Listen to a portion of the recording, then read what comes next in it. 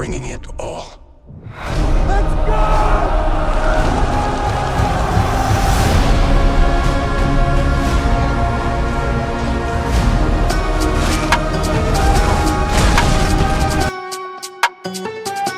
There's a shot in this trailer that lasts exactly 2 seconds.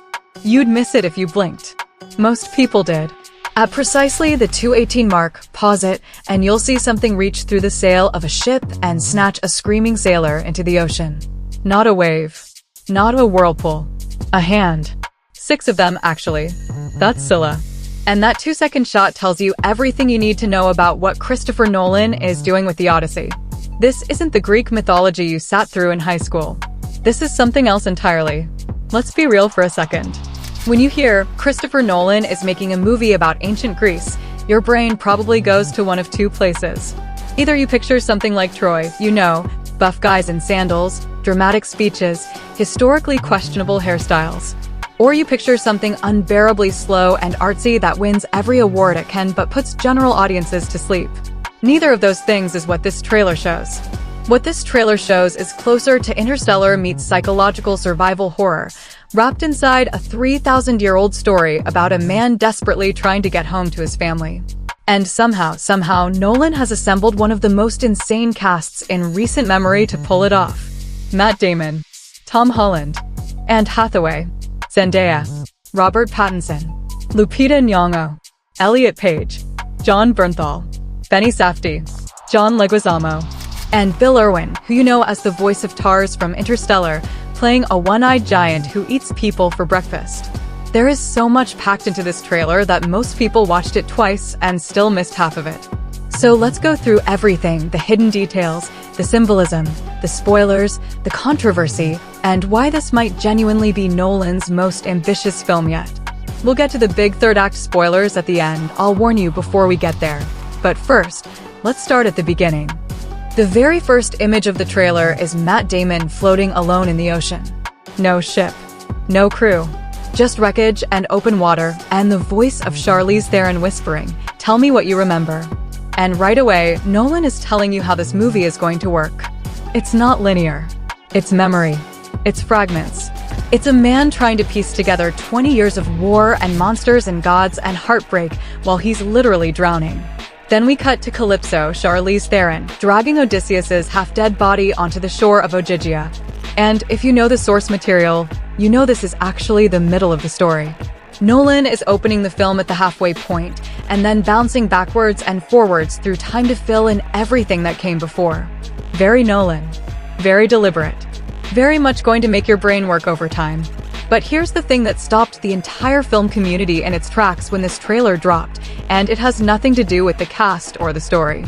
This movie is the first feature film in history to be shot entirely on IMAX film. 100%. Every single frame. To understand why that's such a big deal, most films that use IMAX only shoot select sequences on IMAX cameras. The Dark Knight did it. Oppenheimer did it. You'd notice the aspect ratio changing when you went from a regular scene to an IMAX sequence. That shifting has always been a technical limitation. Nolan eliminated it completely. And to do that, he had to invent a new piece of technology. He worked directly with IMAX to design a custom camera rig with what they call a blimp, essentially a housing that muffles the notoriously loud IMAX camera mechanism, which previously made it impossible to record dialogue during filming. He named the new camera the Keeley, after his late IMAX collaborator David Keeley, who passed away before the project began. That's not a throwaway detail. That's a man putting his friend's name on a piece of technology that's going to be used in cinema for decades. There's something quietly moving about that. The practical effect for audiences? Every shot in this movie, from the quiet moments of Penelope waiting alone to the full-scale sea monster battles, will be in native IMAX. The scale will be constant and overwhelming from the first frame to the last. Before we go any further, let's talk about where this story actually comes from and why Nolan's approach to it is already generating serious discussion in literary circles. The Odyssey is one of the oldest stories in Western literature. Homer composed it around the late 8th century BCE, but the events it depicts, the aftermath of the Trojan War, supposedly happened around 1200 BC. So we're talking about a story that's been told and retold for roughly 3,000 years. Every generation finds something new in it. That's not an accident. That's what great mythology does. The story is simple on the surface. A warrior named Odysseus spends 10 years fighting in Troy, then spends another 10 years just trying to get home. Along the way, sea monsters, gods, witches, giants, sirens, a journey to the literal underworld, and a whirlpool that swallows entire ships. While all of this is happening, back in Ithaca, his wife Penelope and his son Telemachus are slowly being crushed by 108 suitors who all want the throne. Now here's the specific creative decision Nolan made that has literary fans genuinely excited. He confirmed he's primarily working from Emily Wilson's 2017 translation of the poem. And that's a significant choice. Wilson was the first woman to ever translate the Odyssey into English. Her version strips away the formal, stiff poetic meter that most translations keep, the kind that sounds beautiful but creates distance, and instead focuses on making the characters feel raw, immediate, and emotionally alive. Her Penelope isn't a passive figure waiting in a tower. Her Odysseus isn't a clean-cut hero. They're complicated, flawed, human people surviving impossible circumstances. That's exactly the tonal register Nolan is going for. And it explains a lot about why the trailer feels more like a psychological thriller than a sword and sandals epic. Okay, let's address the two things that have been breaking the internet since the trailer dropped, because there's a lot of noise out there and most of it is missing the point entirely. First, the accents. Robert Pattinson, who is very famously British, sounds American in this trailer. And that sent a certain portion of the internet into a complete spiral. Why are ancient Greeks speaking with American accents? It's historically inaccurate. Here's the thing. It is historically inaccurate. So is giving them British accents. So is giving them any accent from any modern language, because ancient Greek civilization existed thousands of years before the English language was even a distant concept. There is no historically accurate accent for these characters. None. What accents do is create unconscious associations in an audience's mind. British accents in period films create a sense of pomp, refinement, distance, what some critics call the period piece filter. It makes everything feel like a museum exhibit rather than a living story. Ridley Scott made this exact argument when he was defending his casting choices for Gladiator 2. Strip the pompous filter away and the greed, the violence, the political desperation of these characters stops feeling like ancient history and starts feeling like it's happening right now. Which, if you've looked at the news recently, is kind of the point. Second controversy, the armor. History nerds correctly pointed out that the Lestrygonians, the man-eating giant tribe, are wearing steel armor in the trailer, when in reality the Bronze Age hadn't even developed steel yet. Technically accurate. But here's the thing, this is a movie where those same giants are 9 feet tall and eating sailors whole. We are not in the realm of documentary filmmaking. Nolan is using specific armor designs partly for visual distinction and partly because forcing a 9-foot-tall giant to look plausibly giant requires very deliberate camera work, practical sets, and specific proportional choices. Focus on the forced perspective and scale modeling. That's where the real craft is. This is the section that cinema nerds are going to lose their minds over. Nolan studied Ray Harryhausen. If you don't know that name, Harryhausen was the stop-motion animator behind the iconic monster sequences in Clash of the Titans, Jason, and the Argonauts, Sinbad. He was essentially the ILM of his generation, doing creature effects decades before CGI existed through patience, ingenuity, and sheer artistry. Nolan went back to those techniques. He's blending them with modern practical effects and massive physical sets to create the monsters of this film. And the results look genuinely unsettling in a way that pure CGI often fails to be. Let's go through what the trailer actually shows us. Polyphemus, the Cyclops, is played by Bill Irwin, which is a perfect, slightly surreal casting choice given his background as a physical comedian and stage performer. In the trailer, there's a shot of Polyphemus dangling a soldier over a campfire like a toy. If you go frame by frame, the soldier's movements are slightly wrong, too floppy, too jointed. That is almost certainly a custom-built animatronic figure. It shouldn't work. It absolutely does. It's pure nightmare fuel. Later in the trailer, you see Polyphemus burst through the tree line screaming, and this is the aftermath of Odysseus's most famous trick. He blinds the Cyclops and escapes by clinging to the belly of a sheep. But when Polyphemus asks who blinded him, and Odysseus, being Odysseus, can't help himself and yells his real name from the escaping ship, which is the reason Poseidon spends the rest of the epic trying to drown him. Hubris as a plot device has never been more efficiently demonstrated. Then there's the siren sequence. We see Odysseus screaming, tied to the mast of a ship. This is directly from Book 12. He instructed his crew to plug their ears with beeswax so they wouldn't hear the siren song, but he wanted to hear it, so he had himself lashed to the mast. The crew can't release him no matter how much he begs. Now think about how Nolan is going to handle sound design in this scene. This is the director who weaponized silence in Dunkirk, who used Hans Zimmer's score in Interstellar to make you cry in a space movie. The siren song in this film is almost certainly going to be deeply psychological, possibly manifesting as the voice of Penelope or the cries of Telemachus. Something designed to break Odysseus's mind from the inside. And then there's that 2-second shot at 2:18 that most people missed. Scylla, the six-headed sea monster. One head, just one, reaching through the sail of the ship and snatching a screaming sailor. The horror of that moment is in what you don't see. You don't see all six heads. You don't see the full creature. Just one arm and a man disappearing into the water. That restraint is pure Nolan. Nolan's non-linear structure is all over this trailer, and it's worth slowing down to map it out. We're getting flashbacks to the fall of Troy, the war that started everything.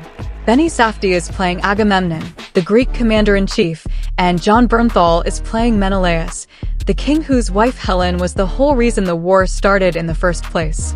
In one specific sequence, Odysseus knocks over a fire lamp and destroys a golden statue, a statue that appears to be Helen of Troy, played by Lupita Nyong'o. The implication is that Paris erected it as a kind of monument to his obsession. And Odysseus, who spent a decade of his life fighting a miserable war over someone else's love story, takes a sword to it. When the sword hits the gold, it sparks. And not in a normal metal-on-metal way. In a way that feels deliberate and supernatural. Because Zendaya is confirmed to be playing Athena, the goddess who consistently protects and guides Odysseus throughout the epic. And if the gods are active participants in this universe, those sparks might be exactly what they look like. Zeus's lightning embedded in the gold. Divine energy reacting to human contact. And then there's the golden clasp. Later in the trailer, Odysseus is seen holding a small golden object that matches the design of the decapitated statue. He took a piece of it. He kept it. And if you've seen Inception, you know exactly what Nolan does with small physical objects that a character carries throughout a film. The spinning top told you whether you were in the real world or the dream. The golden clasp is going to tell you something about where Odysseus's mind is at any given moment. Whether he's present, whether he's still fighting his way home, or whether he's already lost inside the memory of everything the war cost him. That is not a decorative detail. That is a narrative instrument. There's a sequence in the trailer that is genuinely one of the most visually striking things I've seen in a preview in years. The underworld. In Book 11 of the poem, known as the Nikia, Odysseus follows the instructions of the witch Circe and travels to the edge of the world to consult the dead. He needs information he can only get from the other side. In the trailer, we see spirits physically clawing their way out of the earth. Not floating. Not glowing. Burrowing up through the dirt like something between a zombie sequence and a fever dream. And one of these spirits, speaking in a heavily layered, almost inhuman voice, is played by Elliot Page. The widespread theory, which feels extremely solid, is that Page is playing the ghost of Achilles. And if that's true, it's one of the most interesting pieces of casting in the film. Because Achilles in the Odyssey is nothing like the glorious warrior Brad Pitt played in 2004's Troy. In Homer's underworld, Achilles is miserable. He's bitter. He says something that has echoed through centuries of philosophy, that he would rather be the lowest, most forgotten servant alive on earth than be a king among the dead. He chose glory over life, and he regrets every second of it. That character, a celebrated hero who realizes too late that the life he sacrificed wasn't worth the legend he became, is the dark mirror to Odysseus. Odysseus survived precisely because he valued getting home over getting famous. He's not the greatest warrior. He's the most stubborn, the most determined to live. Putting those two characters in the same scene, one who chose wrong and knows it, one who is still fighting to choose right, is going to be one of the emotional centerpieces of this film. Then there's Tiresias, the blind prophet, played by James Remar. He looks at Odysseus and asks, "Do you see?" from a blind man in the underworld, as foreshadowing for a climax that requires perfect aim. Nolan is not subtle, but he is brilliant. Okay, everything from here on out involves major third-act plot details pulled directly from Homer's original text. If you want to experience the film completely cold, now's the time to exit. Seriously. The ending of this story is one of the most satisfying payoffs in all of literature, and it hits harder if you don't see it coming. Still here? Good. Let's talk about the ending. When Odysseus finally makes it back to Ithaca after 20 years, 10 fighting in Troy, 10 trying to get home, he doesn't walk through the front door. He disguises himself as an old beggar. And the first living creature to recognize him isn't Penelope. It isn't Telemachus. It's his dog, Argus. The trailer gives us brief glimpses of Argus as a puppy, probably in flashback, probably a scene from before Odysseus left for the war. But when Odysseus returns, Argus is old, neglected, lying on a pile of manure outside the palace where no one has cared for him in years. Despite the disguise, despite 20 years, despite everything, the dog recognizes his master. He lifts his ears. He wags his tail one last time. Odysseus has to look away to hide the tears. If he breaks cover, the suitors will kill him before he can act. And having finally seen his person come home, Argus dies. Nolan has said in interviews that one of the reasons he wanted to make this film is because the Odyssey is, at its core, the ultimate dog story. I don't think he's being glib. I think he genuinely means that the Argus scene is the emotional heart of 3,000 years of storytelling. A dog waiting. A dog faithful beyond all reason. A dog who holds on just long enough. You are going to need tissues. I'm not being dramatic. You are going to need tissues. And then, after the grief, comes the reckoning. Penelope sets the trap. She announces that whoever can string Odysseus's enormous hunting bow and shoot an arrow cleanly through the holes of 12 lined-up axe heads will win her hand and the throne of Ithaca. The suitors are embarrassed. The bow is massive, and these men, pampered, entitled, having spent years eating Odysseus's food and drinking his wine, can't even bend the string. The beggar asks to try. Pattinson's Antinous laughs. The room laughs. And then the beggar strings the bow effortlessly, takes aim, and puts the arrow cleanly through all 12 axe heads without touching a single one. The room goes silent. The disguise comes off. And then Odysseus turns the bow toward Antinous, who is mid-sip from a goblet, which explains that very specific shot of Pattinson drinking in the trailer, and shoots him through the throat. From there, Odysseus, Telemachus, and the loyal swineherd Eumaeus lock the doors. And they go through every single one of those 108 suitors. Every one. It is one of the most cathartic acts of revenge in all of literature. 20 years of waiting and surviving and suffering, and then one afternoon of absolute, brutal precision. The trailer ends with Odysseus saying, "I'm bringing it all." And he means everything. Every lesson. Every scar. Every monster and god and storm and year of captivity. He's been preparing for this moment without knowing it for 2 decades. Christopher Nolan has spent his career making films about time, about memory, about the gap between who we were and who we become. Memento, Inception, Interstellar, Dunkirk, Oppenheimer.